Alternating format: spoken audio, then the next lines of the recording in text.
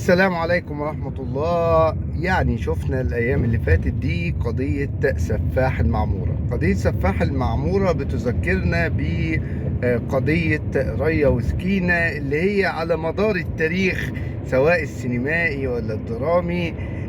كل البطولات الإجرامية للسيدة المصرية في الدراما يعني بها ريا أو سكينة، ولكن في 2025 كان بطل الحكاية معانا أحمد سمير، محامي يبلغ من العمر 51 سنة من العصفرة، ساكن في شارع 45، بيسكن عقار رقم 21 في الدور الأرضي. اكتشفوا الجيران أصوات صريخ، بلغوا الشرطة، جت نقذوا سيدة، وبدأت الرواية تكتشف.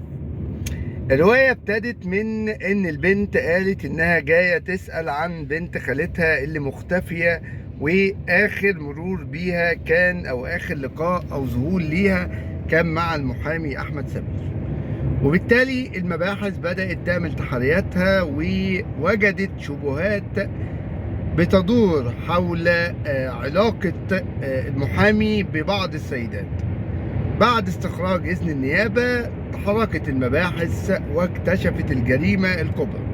على طريقة ريا وسكينة اكتشفوا أول قتيلة الفتاة المبلغ عنها، تاني قتيلة هي زوجة المحامي، تالت قتيلة واللي اكتشفوا جثتها بالأمس كانت مجهولة الهوية حتى الآن للمباحث، ولكن جارت تحقيقات لتباين هوية هذه الجثة المجهولة اللي وجدت قتيلة في منزل المحامي.